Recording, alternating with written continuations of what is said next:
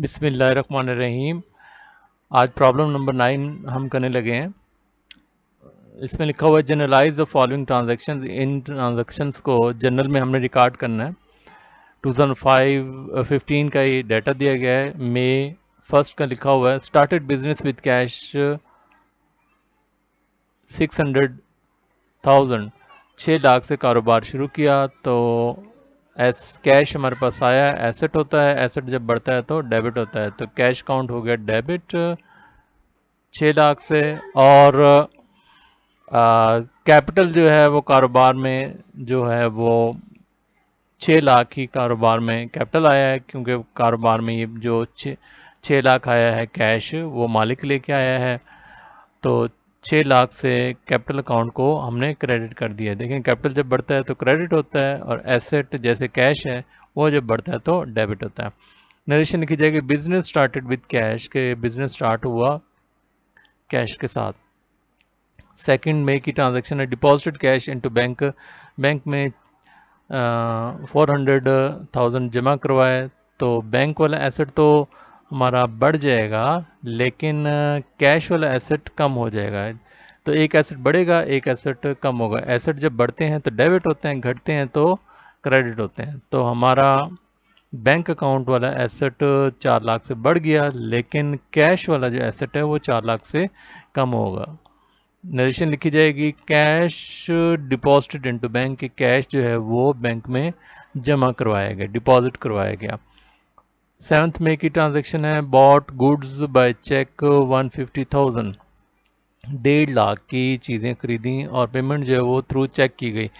तो गुड्स का ख़रीदना परचेजेस कहलाता है, और परचेज होता है एक्सपेंस। एक्सपेंस जब बढ़ता है तो डेबिट होता है। तो परचेजेस अकाउंट तो डेबिट हो गया 1.5 लाख से, परचेज अकाउंट डेबिट हो गया 1.5 लाख से।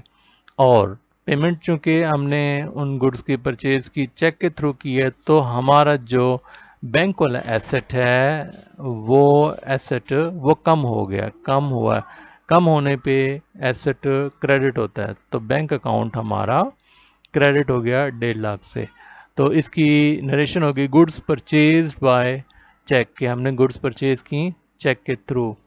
10th में की ट्रांजैक्शन है कि commission paid by cheque 500 rupees के 5,000 से 500 रुपये से हमने चेक पे किया। तो चेक